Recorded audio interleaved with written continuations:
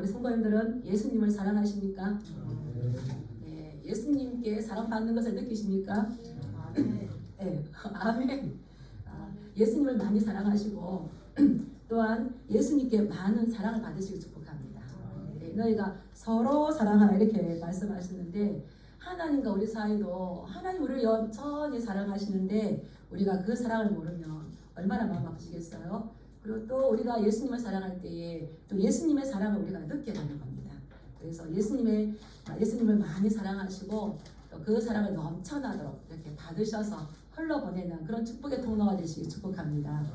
이 옆 사람하고 한번 인사해 보시기 바랍니다. 주님의 사랑으로 사랑합니다. 네, 주님의 사랑으로 축복합니다. 파스칼이 이런 말을 했어요. 세상에는 두 종류의 사람이 있다. 각자 뭐 나름대로 정의하기가 다른데 이 파스칼은 두 종류의 사람이 있는데 그 한 종류는 내가 의인이라고 생각하는 죄인이 있어요. 내가 의인이라고 생각하는데 죄인이 있고요. 다른 하나는 내가 죄인이라고 생각하는데 의인이 있대요. 그래서 죄인이라고 생각하는데 의인이라는 건 이제 용서 안 받은 죄인이겠죠. 그래서 오늘 본문 말씀에도 보면 이렇게 두 부류의 상반되는 사람이 나옵니다. 한 사람 한 사람. 그래서 이러한 것 말씀을 보면서 예수님께서 우리에게 궁극적으로 주시고자 하는 말씀이 어떤 말씀인지 한번 살펴보기를 원합니다. 바리새인들, 율법 교사들, 종교 지도자들은 예수님을 그렇게 환대하지 않았어요. 그런데 오늘 36절에 나오는 이 바리새인은 의외적으로 다른 바리새인들과는 달리 예수님을 더 알기를 원하여서 친히 자기 집에 예수님을 초대합니다. 근데 그 위에 우리가 말씀 한번 읽어볼까요? 7장 30절 말씀 한번 읽어보겠습니다. 시작. 바리새인과 율법 교사들은 그의 세례를 받지 아니하므로 그들 자신을 위한 하나님의 뜻을 저버리느니라. 바리새인들과 율법 교사들은 세례를 받지 않았어요. 요한이 회개하라 천국에 가까웠느니라 해도 받지 않았었고 예수님께서 말씀하셔도 그 세례를 받지 않았는데 거기서 끝나는 것이 아니라 그들을 위한 하나님의 뜻까지도 갈 수가 없는 상황이었어요. 그런데 오늘 이 바리새인은 이 예수님에 대해서 더 많이 알고 싶고 또 이제 초대하여서 우리 집에서 같이 식사 교제를 통하여서 이 예수님에 대해서 알아가기를 원하였다는 겁니다. 예수님은 우리가 요 앞에 이렇게 보면 지난번에 들었던 마태가 예수님을 초청하는 그런 이야기도 있고요. 또 이 나인성의 가부의 아들을 죽이는. 그래서 이 바리새인이 어떻게 예수님을 자기 집에 초대했을까? 왜 초대했을까요? 네, 여기서는 성경은 말해주지 않지만 우리가 쭉 살펴보면 참 큰 교훈이 되는 게 있습니다. 그래서 이제 초대를 해서 예수님께서도 초대받아 가셨습니다. 예수님은 죄인과 세리들을 위해서 오신 줄 믿습니다. 그런데 예수님은 죄인들과 세리들뿐만 아니라 종교 지도자들, 바리새인들, 부유한 모든 사람을 위해서 오셨어요. 그래서 어떤 분은 그래요. 예수님은 가난한 자를 위해서 오셨는데, 근데 가난한 자뿐만 아니라 우리 인류에는 모든 사람들 위해서 오신 줄 믿습니다. 그래서 지난주에는 죄인과 세리들과 함께 앉아서 식사하셨지만 예수님은 또 바리새인이 초청하셨을 때도 너 독살 자식 안 가신 것이 아니라 가셔서 그들에게도 같이 하나님의 나라를 전해주기를 원하셨어요. 그래서 초대받아서 들어갔는데 그게 초대받지 않는 그 동네에서 초대받지 않은 한 여인이 나타나서 예수님 뒤로 가셔가지고 눈물로 발을 씻기고 머리털로 자기 눈물로 적셨던 그 발을 닦고 또 발에 입을 맞추더니 향유를 붓는 이런 일들이 있었습니다. 그 사진 넣었어요. 어떻게 이런 일들이 가능한가? 우리처럼 의자 이렇게 앉았으면 가능하지 않을 건데 한번 그림 한번 보여주시기 바랍니다. 이런 장면.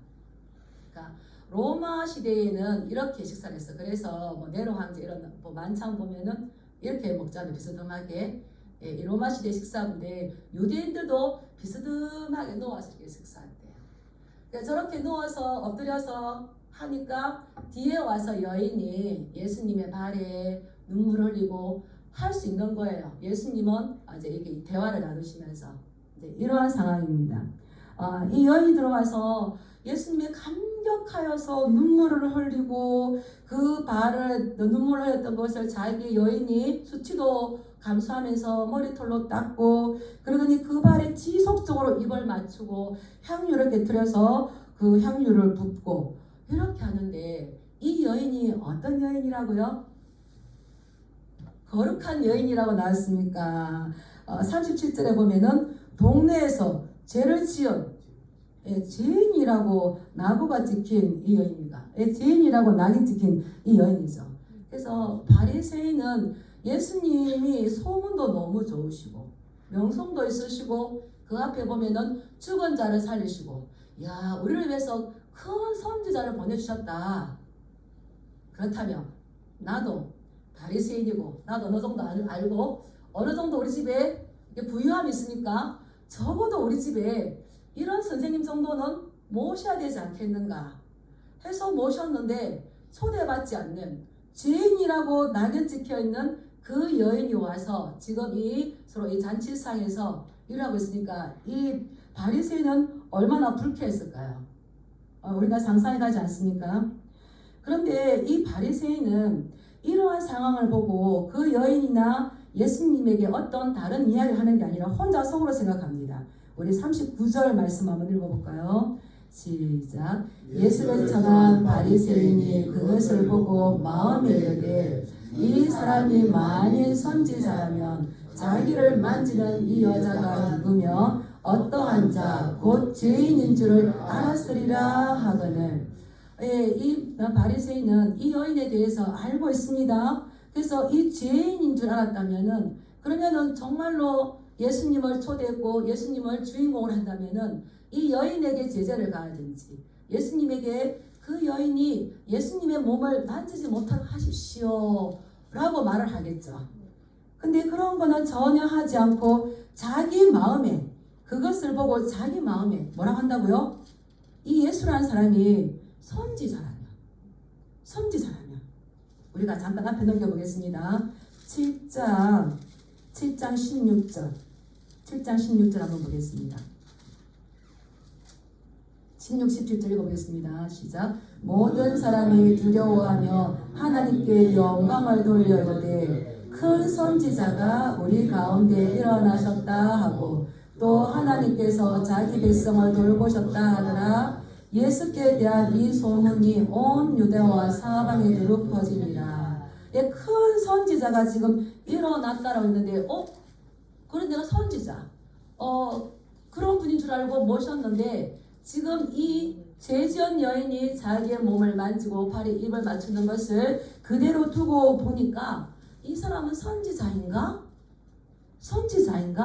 의심이 들어가는 거예요. 선지자가 맞는가? 선지자가 아닐 수도 있다. 근데 굉장히 이 바리새인의 의도가 좀 나쁘죠. 쫓아내주거나 말을 하는 것이 아니라. 근데 마태복음 15장에 보면 우리가 잘 아는 가나안 여인이 나옵니다. 수로보닉의 여인. 부스러기라도 주십시오 하는 그 여인. 그 여인 또한 예수님에 대한 소문을 들었을 때에 예수님이 길을 가셨을 때에 확 달려 나오면서 예수님에게 소리 지릅니다.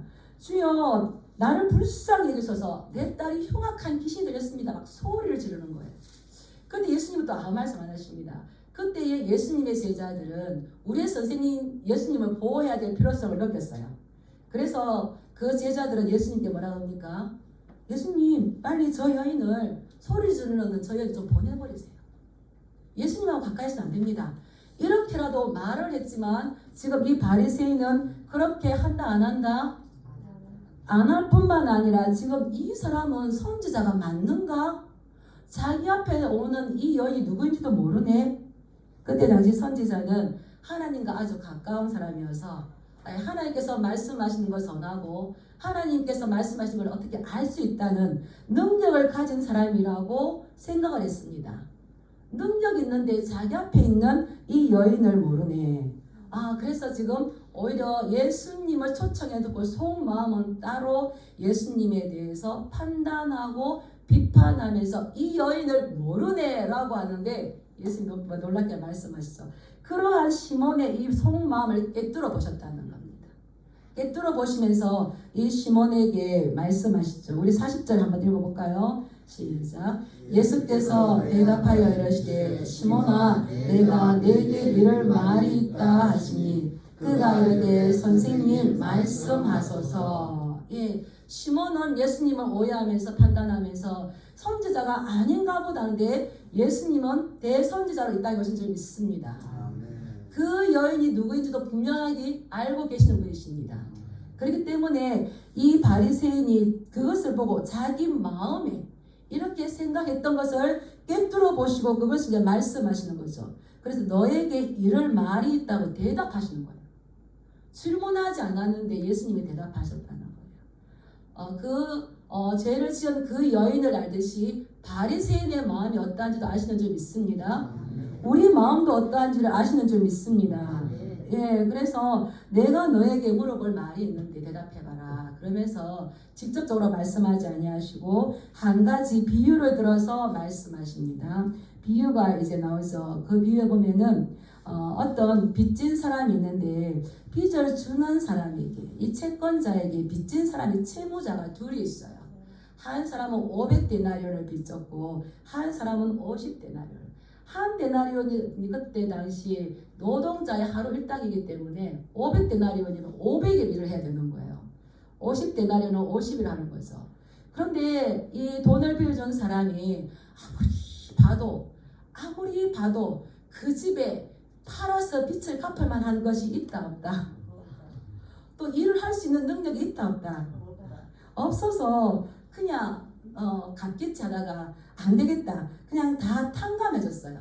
너 이제 빚이 있지만 내가 빚을 없는 걸 해주겠다. 면제해줬어요. 여기서 이제 면제를 해줬는데 빚진 자가 둘이 있어. 빚진 자라는 말이 이 헬라어로 오페일레타이예요. 이거는 빚지다라는 뜻이 있거든요. 그런데 예수님께서 오페일레타이라는 말씀을 쓰지 않으시고 크레라는 걸 붙였어요. 앞에다가 접두어로 머리다가. 그래서 크레 오페일레타이 이렇게 했는데 크레라는 말은 어떤 말이냐면 따라하고 있습니다. 어쩔 수 없이 빚을 지기는 졌는데 내가 그 빚을 어쩔 수 없이 졌다는 거예요. 그래서 어쩔 수 없다는 이 크레라는 이 접두어를 붙여서 크레 오페일레타이, 빚을 지기는 졌는데 단순하게 내가 어떤 사치하기 위해서가 아니라 궁핍해서 어쩔 수 없이 살기 위해서, 어떤 면에서는 가난한 가족들을 부양하기 위해서 전전긍긍하다가 정말 이 빚을 졌는지 모르죠. 이러한 표현을 써서 크레 오페일레타이, 빚을 졌는데 이 빚을 준 그 사람이 이 모든 상황을 보고 너무 안 됐어서 그래 너 빚이 없는 걸로 하겠다라고 하면서 이 빚을 이제 다 면제를 해줬어요. 얼마나 놀라웠습니까?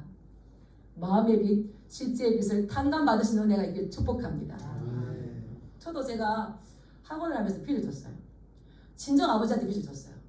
친정 아버지 하시는 말씀, 이거 앞으로 5년인데 나한테 꼬박꼬박 갚아라. 근데 그때 저희 아버지는 그때 예수님 안 믿으셨어요. 그래서 5년 동안 허리띠를 졸라매고는 하여튼 17, 어떤 일서 17 그때 이 목도를 다 막아가지고 갚고 했어요. 그래서 500만이 남았어요. 근데 어느 날 전화가 오셨어요. 네가 그렇게 살려고 하는데 이제 내가 그 빚을 안 갚은 걸 하겠다. 없는 걸 하겠다. 네가 그동안 살려고 했던 그것만 너무 고맙더라. 아버지가 예수님을 안 믿으시니까 빚을 꼬박 갚아야 저 뒤에 하나님 계시네 이걸 아시겠죠. 정말 그 날짜 안 어기고 막 했는데 이 탕감은 얼마나 좋은지.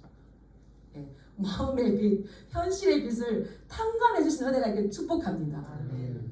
그래서 저는 그때 웃게 하신 하나님을 만났다니까요. 하나님이 웃게 하신 은혜가 있길 축복합니다. 그래서 예수님께서 빚을 졌는데 어쩔 수 없이 애들하고 먹고 살려고 보니까 가난한 가족들을 부양하려고 보니까 빚을 졌어. 그런데 지금 이러한 이 여인이 지금 어떻게 됐다는 거예요? 죄 지은 여인이라고 이렇게 이제 되어 있는 거예요. 근데 500데나리온, 50데나리온을 탕감을 해줬는데 시몬아, 네가 생각하기에는 누가 더 빚을 탕감해준 그 주인을 더 사랑해? 시몬이 뭐라 그랬습니까? 또 이제 거룩하게 말하죠. 제 생각에는 생각 안 해도 알 수 있지 이거. 많이 뭐 5만 원, 50만 원이면 아버지가 조금 선한 마음을 베푸시네. 근데요, 알았어요. 연세가 들어가시면 돈이 막 짚으셔, 돈이. 그죠? 근데 그런 가운데 이걸 놓으셨다는 거는 은혜예요, 은혜. 그런데 제 시몬이 뭐라 그럽니까? 우리 한번 읽어보겠습니다. 43절 시작. 대답하여 이르되 내 생각에는 많이 탕감함을 받은 자입니다. 이러시되 내 판단이 옳도다 하시고, 예수님께서 시몬에게 물으시고 책망하지 않으셨어요? 네 판단이 옳다. 옳다. 그런데 예수님께서 이걸 통해서 궁극적으로 이 시몬에게 하시고자 하는 말씀을 하시는 거예요. 네 판단이 옳은데 44절에 보면은 그 여자를 돌아보시며 이 여인을 돌아보시면서 말씀하셨어요. 이 여자, 이 여인, 동네에서는 죄인이라는 주홍 글씨를 달고 다녔습니다. 이 여인이 예수님 앞에 나왔을 때에 어떻게 나올 수가 있었을까요? 어떻게 나올 수가 있었을까요? 만약에 이 여인이 자기도 동네에서 내가 어떤 소리를 듣는다는 것도 본인도 알았을 거예요. 그래서 예수님에게 가고 싶었지만 내가 나가면 바리새인 집에 가면은 내가 거절당할 수도 있을 것이다. 그럼에도 불구하고 이 여인이 예수님 앞에 달려갈 수 있었던 거, 가나안 여인 수르보니게 여인이 자기 딸의 그 아픔이 있을 때에 소리 지르면서, 그 많은 남자 제자들이 있음에도 불구하고 소리 지르면서 주 다윗의 자손 예수여 나를 불쌍히 여기시옵소서 라고 갈 수 있었던 건 뭐였을까요? 따라서 첫째, 예수님에 대한 소문을 들었다. 예수님에 대한 소문, 누군가가 전해주는 사람이 있었다는 거예요. 어떤 소문이었습니까? 예수님은 다른 종교 지도자들과 다르고, 그 말씀하시는 것이 권세 있는 자들과 다르고, 그분의 삶이 달라서 세리와 죄인들과 함께 식사를 하시고, 또 말씀하시기를 내가 의인을 불러 온 것이 아니라 죄인을 불러 회개하러 지켜왔다. 이 놀라운 말씀하시는 거예요. 그리고 실제적으로 세리들이 막 이 백성들의 지탄을 받는데 그들의 가서 그 죄를 사해 주시는. 그래서 이러한 사람들이 가서 뭘 이야기했을까요? 세리와 죄인들이 예수님을 만났을 때에 그 만났던 그 감격, 감정들을 막 이야기할 때에 이 여인의 마음은 어땠을까요? 스물스물 예수님을 만나보고 싶다는. 그게 또 우리가 7장 29절 한번 볼까요? 7장 29절 한번 올라가서 보겠습니다. 시작. 모든 백성과 세리들은 이미 요한의 세례를 받은지라 이 말씀을 듣고 하나님을 의롭다 하되. 제가 이 말씀을 보면서 모든 세리와 죄인들이 이미 요한의 세례를 들었어요. 요한이 뭐라고 했습니까? 회개하라 천국에 가까웠느니라. 예수님 뭐라고 하셨습니까? 똑같이 회개하라 천국에 가까웠느니라. 지금 내가 마음이 무겁고 내 양심의 가책을 느끼고 죄책감이 있을 때에 회개하라고 했었어요. 그래서 요한의 세례를 요한의 그 외침을 듣고 세례를 받은 사람, 그 뒤에도 이 사람들이 계속 이어집니다. 근데 요한이 외쳤을 때도 안 받은 사람이 예수님이 외쳤을 때 받을까요, 안 받을까요? 따라갔습니다. 환경이 중요한 게 아니라 요나가 중요하구나. 우리는 환경이 바뀌면 뭔가 바뀔 거라 생각하는데 절대 아닌 것 같아요. 이 보면 그때나 지금 예수님 세대나 백성들과 세리들은 세례를 받았지만 바리새인과 율법교사들은 받지 않았어요. 근데 오늘 예수님을 모셨다. 정말 이 시몬이나 바리새인은 좀 다르네 라고 하는 이 시몬은 예수님을 모셨지만 거기에 대해서 그렇게 환영하지 않았어요. 근데 이 여인은 예수님께 달려갔어요. 저는 이 여인을 이렇게 묵상하다가 혼자서 많이 울었어요. 그냥 눈물이 났었어요. 이 예수님에 대한 소문. 나는 정말 내가 어쩔 수 없이 내가 어떤 죄를 지었는지는 모르지만 내가 살기 위해서 내가 살겠다고 몸부림치다가 어쩔 수 없이 이런 일들을 어떤 죄를 지었어요. 근데 예전에는 짓고 지금은 안 짓는 거거든요. 예수님께서 그 말씀하셨을 때 그 말은 예전에는 그렇게 지었지만 지금은 그 죄를 짓지 않는, 이것을 말하는데, 그때 나의 한 번의 그 실수 때문에 지금 계속 사람들은 나를 너 죄인이잖아, 죄인이잖아 이렇게 하는데, 예수님은 죄인을 불러 회개시켜 오셨대요. 그리고 죄인들과 함께 식사를 하신대요. 실제적으로 세리들과 함께 식사를 하셨어요. 그럴 때에 우리가 왜 그렇잖아요. 내가 지금 아프고 병든 게 있으면 누가 가서 나았대 그러면은 아이고 지팔자지 나는 상관없어 이렇습니까? 어떻게든 가고 싶습니까? 어떻게든 가보고 싶어요. 그래서 이 마리아도 이 여인도 그러한 마음인 것 같아서, 그래서 이 마음 올라오다가 듣고 할 때마다 이 마음이 더 요동쳐서 예수님 한 번만 만나봤으면 나의 죄책감, 이 무거운 마음, 이건 내가 용서받을 수 있을 건데, 그러던 중 소문이 들리는 겁니다. 예수님이 그 동네에 오실 뿐만 아니라 바리새인의 집에 식사하러 오신다는 소문이 들린 거예요. 그럴 때 이 여인은 자기가 이게 소망이 되어서 예수님을 만나고 싶어 했죠. 그래서 뭘 가져갔습니까? 가장 아끼는 향유. 어떤 면에서는 이것이 그 여인의 전 재산일 수 있어요. 지금 내가 가면 그 문 앞에서 나를 내팽개칠까 거절당할까 이게 중요한 게 아닙니다. 지금 나는 예수님을 내 사모하는 주님 경험하셨잖아요. 그래서 뒷줄에서 지금 달려가는 거예요. 달려가서 하고 싶어하는 말이 너무나 많았을 거예요. 그런데 이 여인이 예수님 앞에 갔을 때 어땠습니까? 말했어요, 안 했어요? 안 나왔어요. 뭐만 흘립니까? 눈물을 만났어요. 그냥 본인도 알 수 없는, 주체할 수 없는 말이, 눈물이 쉴 새 없이 이게 터져 나온 겁니다. 그냥 왜 우리 예전에 어머니들 말씀하셨어요. 친정에 갔는데 친정에 문 앞에 대문에 들어서자마자 막 울었대요. 그런 경험 있으십니까? 그냥 말하지 않아도 엄마 얼굴 그냥 그 친정 동네만 가 친정을 들었으면 아마 이 여인의 마음이 그 무거운 마음, 어느 누구에게도 할 수 없었던 그 마음, 예수님을 보자마자 그냥 예수님의 그 사랑, 그 온기, 그 향기에 그 마음이 터트려져서 쉴 새 없이 이 감사의 눈.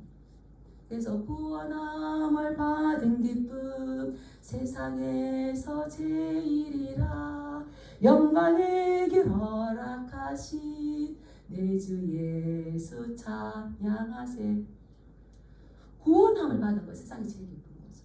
이 여인을 꽉 누르고 있던 그 마음들을 예수님 앞에 갔을 때에 이 모든 것들이 해결되었다는 겁니다. 이 죄책감, 이 죄는 뭡니까? 죄는 가장 무서운 거죠. 죄는 바로 단절을 만들어 버립니다. 관계 단절, 이웃과의 관계 단절, 하나님과의 관계가 단절이 되게 만드는 거죠.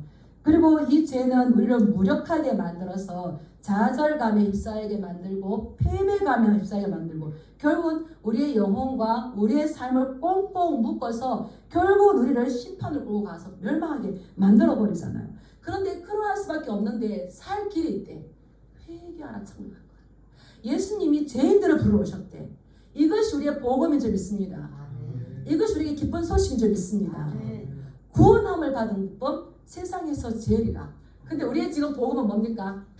돈. 통장에 후원금이 들어오는 땡그랑 돈 들어왔습니다. 그게 아니고 이 여인에게. 그래서 이 단절되었던 것들이 회복, 이게 소망이기 때문에 이 여인은 가서 수로보니게 여인처럼 주 다윗의 자손 예수여 나를 불쌍히 여기서 말 한마디 못했어요. 그래서 대화를 못했어요. 근데 정말 대화를 못했지만 정말 대화가 단절됐을까요? 예수님과 관계가. 따라하겠습니다. 소리 없는 대화가 소리 없는 말이 침묵이 더 큰 마음을 대변했을 것이다. 그래서 저는 왠지 모르겠어요. 제가 많이 보면서 이 여인이 뭐라고 했을까? 예수님 죄송해요. 예수님 제가 잘못했어요. 마음 아프게 해서 너무 죄송해요. 그런데 오늘 바리새인의 집에 왔지만 누구를 찾아오신 거예요? 나를 찾아오신 거지. 이 여인은 지금 저를 버리지 않고 이 바리새인의 시몬의 집에 오시면서 저를 찾아와 주셔서 너무 감사드립니다. 막 얼마나 많은 말을 했을까요? 근데 예수님은 그 바리새인의 마음을 꿰뚫어 보셨던 그 예수님께서 이 여인의 그 말없이 눈물 흐르는 그 마음, 친정 엄마가 나도 집 살아봤어 다 안다 하듯이 그 서로 소홀이 없는 대화가 많이 왔다 갔다 했을 거예요. 우리 시편 34편 18절 말씀에는 이런 말씀이 있습니다. 같이 한번 띄워주시기 바랍니다. 시편 34편 18절 시작. 여호와는 마음이 상한 자를 가까이 하시고 충심으로 회개하는 자를 구원하시는도다. 아멘. 하나님께서는 바리새인처럼 내가 의롭다 하는 그 마음을 받으시는 것이 아니라 또 의로운 자의 그 마음도 받으시겠지만 정말 받으시기를 원하시는 것은 마음이 상한 자, 충심으로 회개하는 자.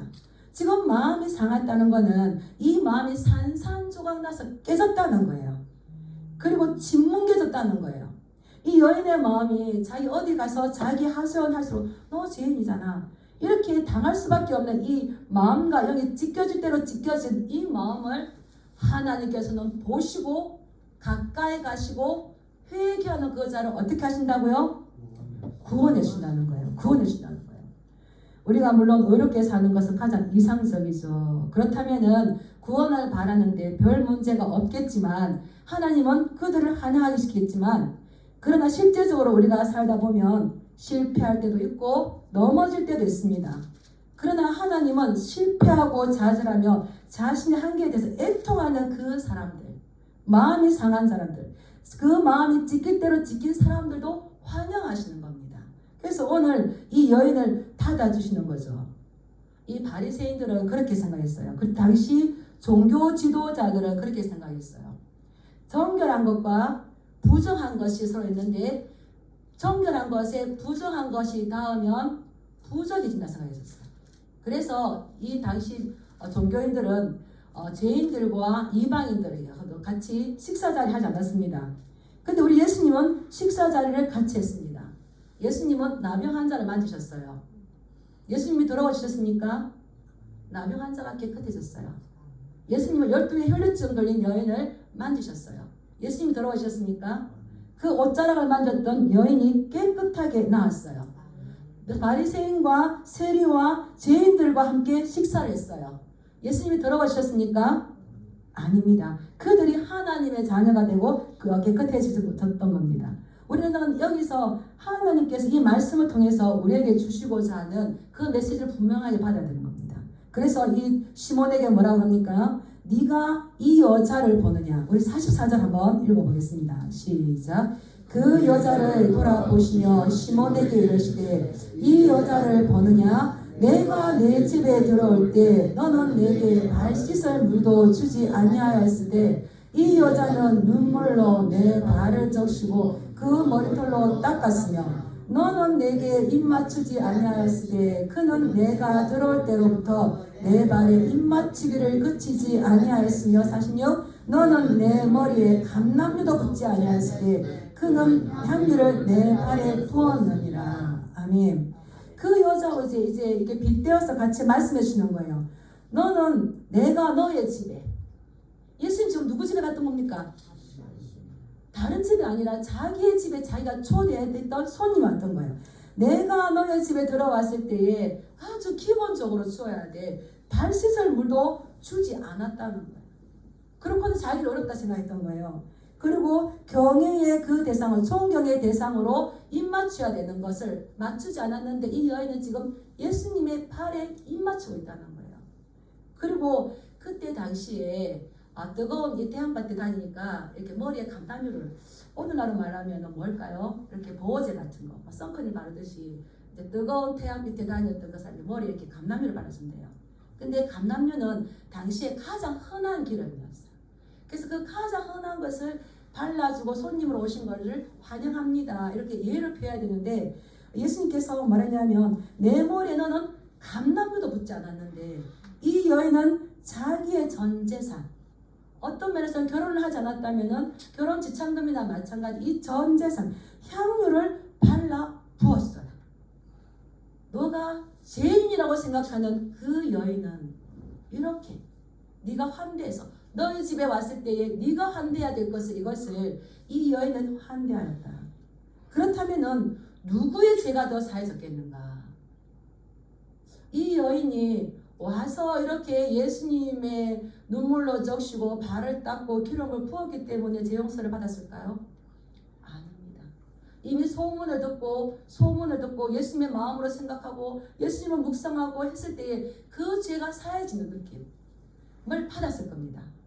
그렇기 때문에 예수님께 나왔죠. 죄는 하나님을 가까이 하지 않게 해요.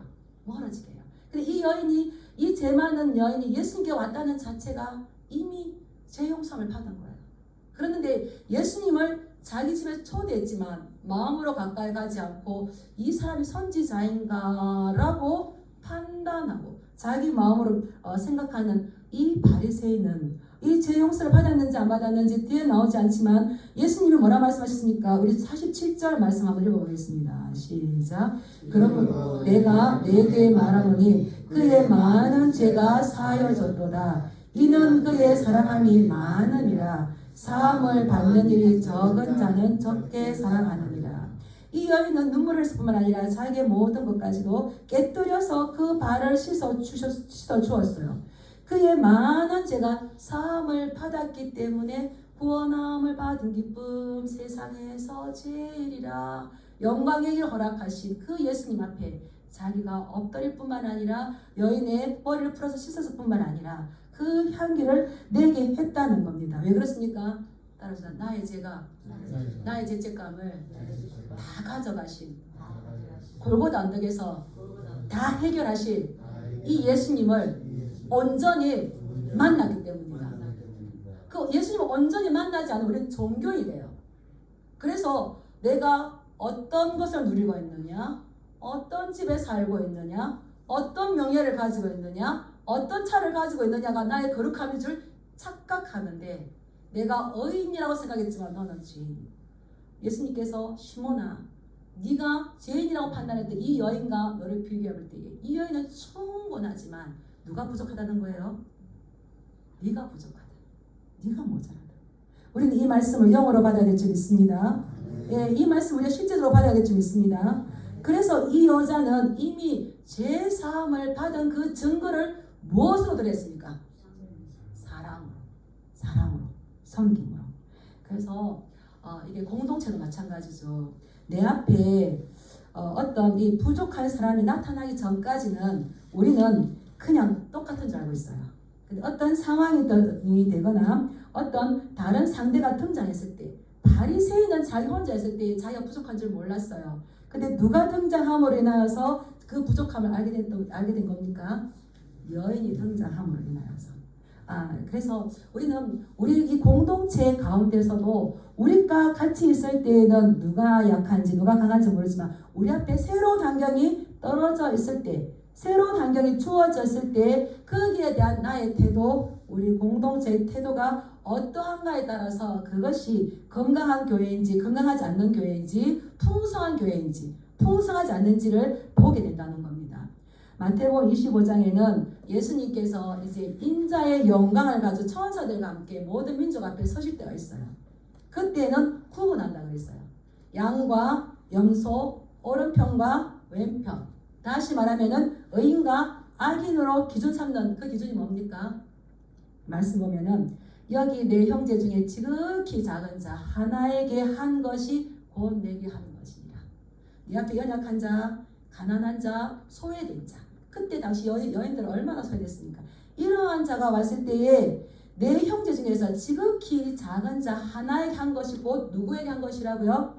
예수님께.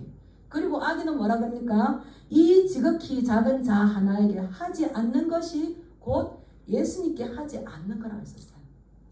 우리는 하나님 사랑은 반드시 이웃 사랑으로 흘러가는 줄 믿습니다. 근데 중요한 건 거기서 끝나는 것이 아니라 이렇게 갈라졌을 때에 그 악인들은 영벌에, 의인들은 영생에 들어가리라. 이런 말씀이 있는 거죠. 그래서 우리는 이 나누기를 좋아하고 내가 의인인 줄 알았지만 죄를 용서해 주시는 분은 하나님이신 줄 믿습니다. 우리를 영생의 길로 가게 인도하시는 분도 하나님인 줄 믿습니다. 주체가 우리가 아니라 우리의 믿음의 길을 갈 때에 우리를 인도하시고 우리를 보시고 우리를 끝까지 너가 어렵다고 손들어 주시는 분은 하나님이세요.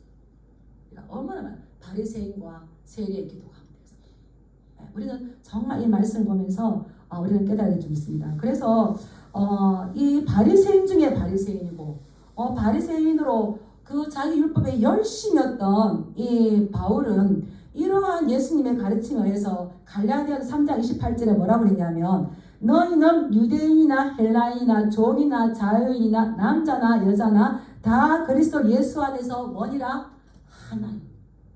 하나. 우리 공동체에서는 다 예수 그리스도 안에서 하나인 줄 믿습니다.